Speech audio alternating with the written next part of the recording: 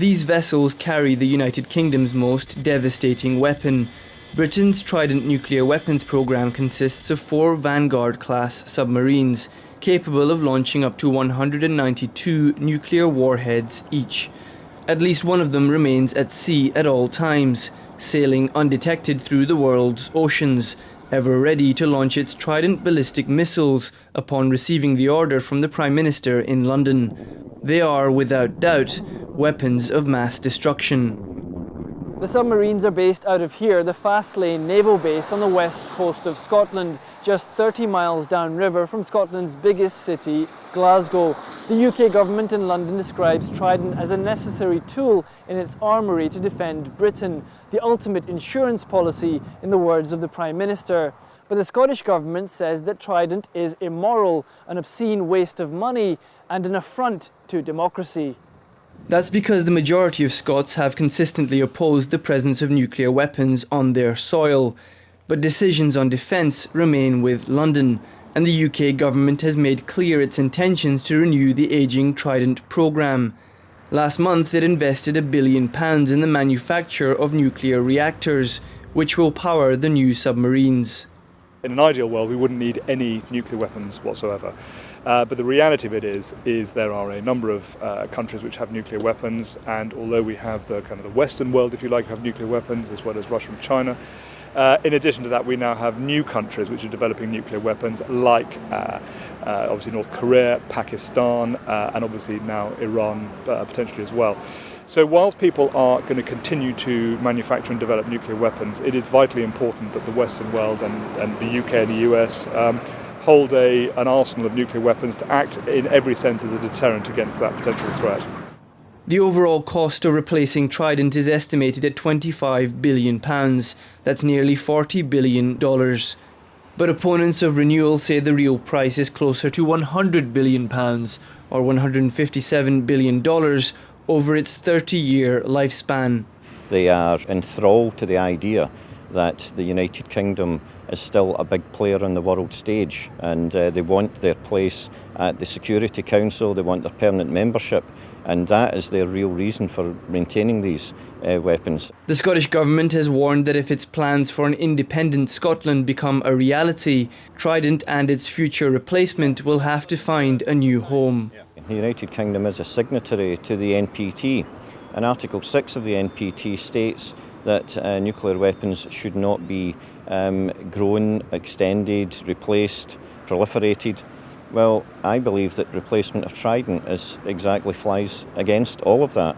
And what we hear constantly from Westminster politicians is that the dangers of the future are something that we cannot predict. I'd like to ask them why they are constantly saying then that we must use the nuclear weapons we have for multilateral disarmament. They obviously are playing both ends against the middle there. And it's not just the politicians. Scotland's civil society, trade unions and churches are all united by their objections to a new set of nuclear warheads in Scotland, particularly at a time when government spending in all other areas is being slashed.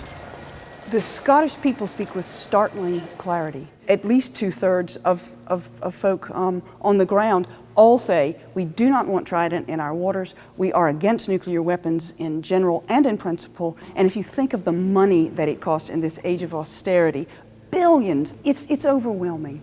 Surely the time has come to divert that type of money back into the communities that don't want it in the first place. Scottish opposition to Trident has historically always been strong and has manifested itself in many ways. Perhaps the most obvious is the permanent peace camp established within sight of Faslane Naval Base. Faslane Peace Camp was established in 1982 in response to the government's decision to purchase the Trident nuclear weapons system and base it here in the west of Scotland.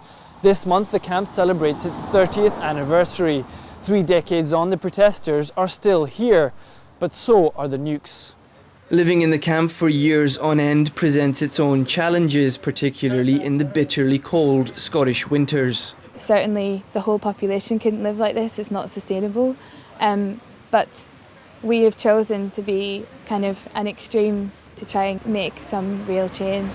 Before I came here I had a full-time job in an office, and You know, I studied at university, and all of us here come from quite normal sort of family backgrounds. You know, we live in the real world. We're quite well aware of, we're not detached in any way of the other issues that affect people. But we've chosen to put our own lives on hold to live somewhere like this and try and campaign and actually try and make a difference.